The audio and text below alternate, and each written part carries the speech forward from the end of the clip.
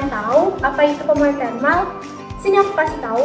Pemuaian termal adalah proses bertambahnya ukuran suatu benda ketika mengalami kenaikan suhu, di mana jarak antar partikel di dalam bahan meningkat sehingga panjang, luas, ataupun volumenya berubah.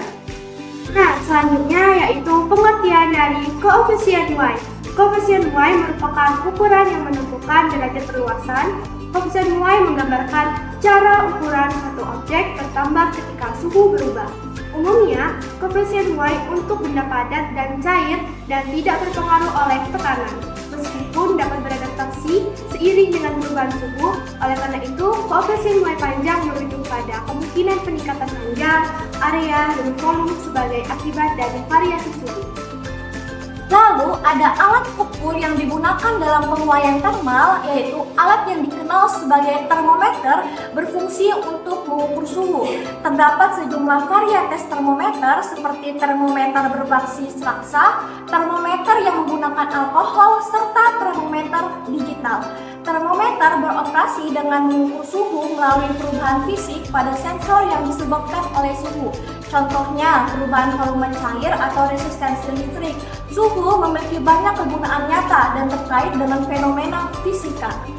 Sebagai contoh, pengaturan suhu sangat krusial dalam sektor makanan dan minuman untuk mempertahankan mutu produk. Dalam dunia kesehatan, pengukuran suhu tubuh menjadi metode penting untuk mendiagnosis penyakit.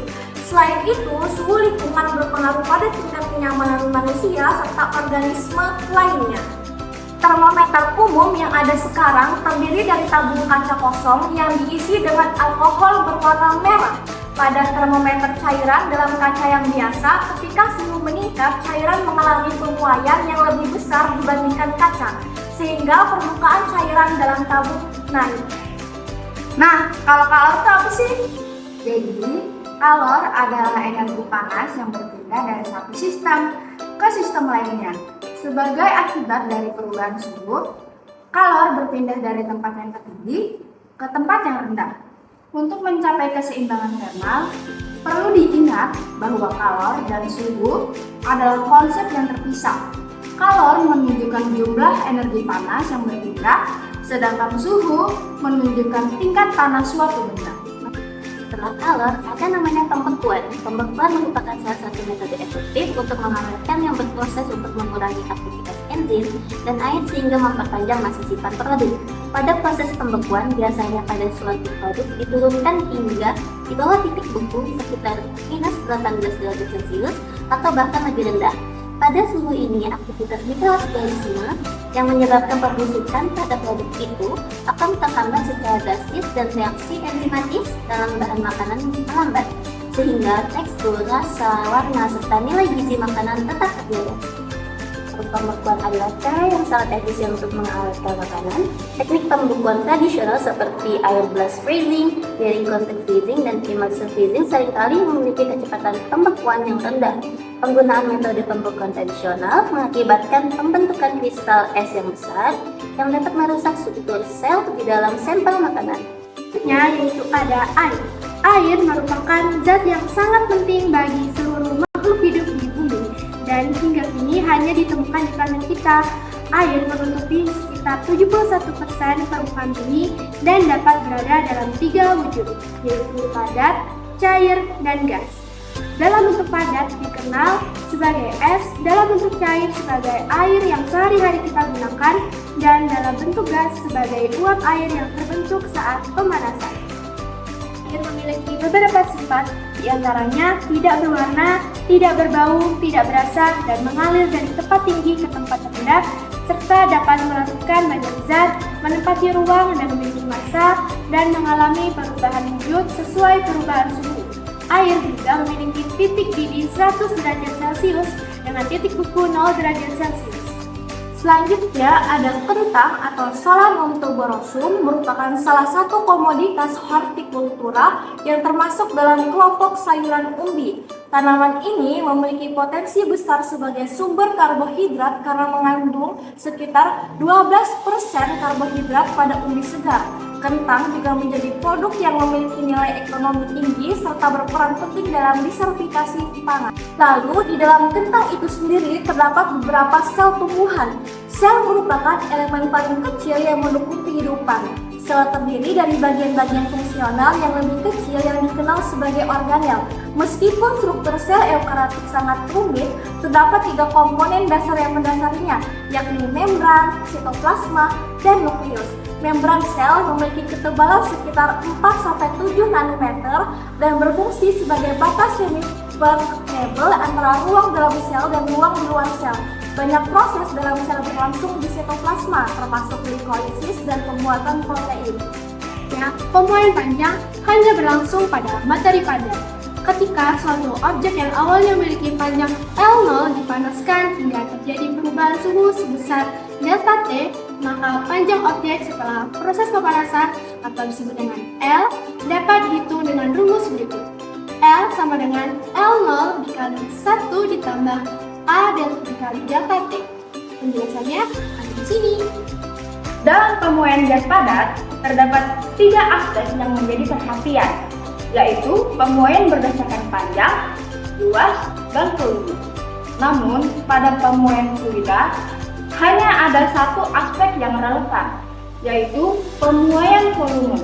Ini dapat dipahami dengan jelas karena fluida, baik dalam bentuk cairan maupun gas, selalu mengisi ruang di dalam wadah yang terbuat dari bahan gas dengan volume yang telah ditentukan.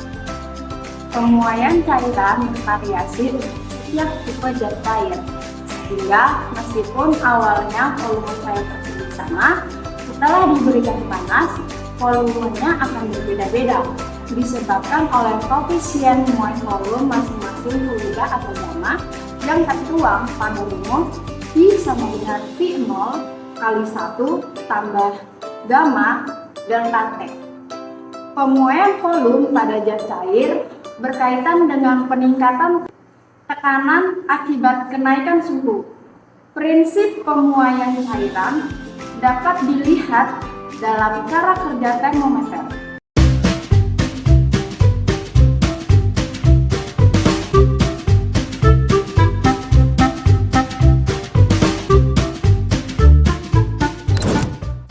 Dari semua literatur di awal, kita akan membuktikan apakah pemuaian termal bisa berhubungan dengan biologi melalui percobaan uji. Yang pertama, disiapkan air 100 ml yang sudah diberi pewarna makanan, lalu dimasukkan ke dalam kedua gelas kaca. Yang pertama itu terdiri dari air 100 ml dengan sampel kentang, lalu yang kedua, gelas kaca ini berisikan air 100 ml. Lalu disiapkan 2 termometer, tisu, kertas label, spidol permanen untuk menandakan panjang awal atau L0 dari air. Yang terakhir, penggaris. Selanjutnya, kita ukur panjang awal dari airnya. Di botol pertama, panjang awalnya 5 cm. Begitu juga dengan yang gelas kedua. Panjang awalnya adalah 5 cm. Lalu kita harus hitung untuk suhu awalnya menggunakan termometer. Ini langsung. Ini.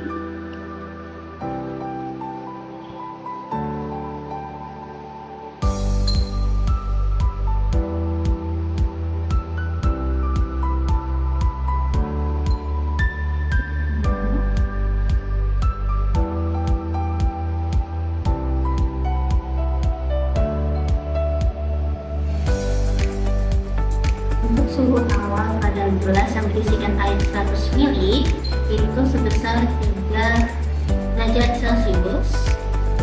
Dan yang kedua,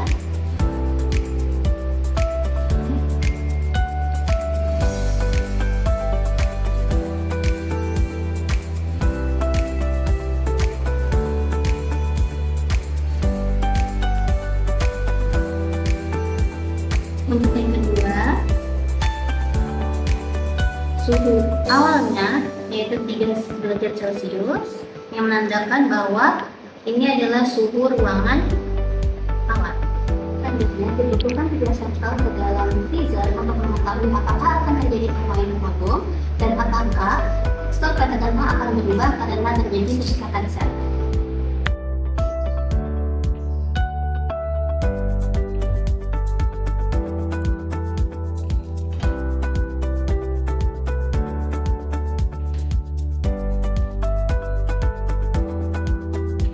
Tujuan biologisnya untuk memahami bagaimana pemuaian volume air saat membeku atau menjadi es memengaruhi kehidupan dan kelangsungan hidup organisme di lingkungan dingin. Secara spesifik, es yang mengambang atau kerapatan yang lebih rendah melindungi kehidupan di bawah air, dan pemuaian es dapat merusak struktur sel, seperti pada sampel percobaan kali ini.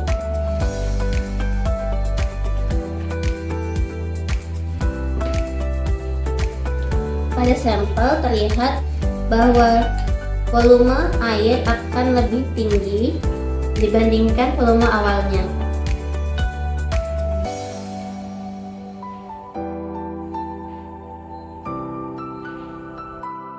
Kerusakan sel pada botol 1 atau sampel biologis berupa kentang itu bisa menjadi lembek. Nanti kita akan menguji coba apakah sampel ini menjadi lembek atau tetap pada tekstur awalnya. Oke, sekarang kita akan melihat apakah sampel pada kentang mengalami perubahan tekstur atau tidak. Ya,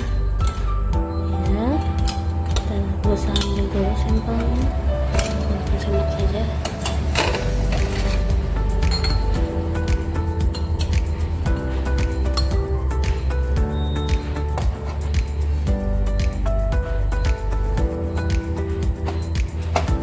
Ya, teksturnya Seperti yang kita lihat di video, bahwa kentangnya menjadi lembek sehingga dapat dipotong menggunakan sendok.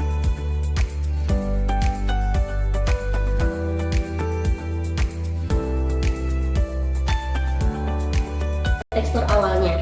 Nah, ini terjadi karena sel-selnya sebagian besar terdiri dari air. Ketika air di dalam dan di antara sel membeku, ia memuai. Ekspansi ini menciptakan tekanan yang besar yang dapat merobek dan menghancurkan dinding serta membran sel atau kerusakan sel beku. Inilah alasan mengapa banyak tanaman tropis tidak dapat mentoleransikan pembekuan. Dengan eksperimen sederhana ini, kita dapat mengaitkan prinsip fisika pemuaian termal dengan fenomena biologis penting seperti kelangsungan hidup ekosistem dan kerusakan sel akibat suhu rendah.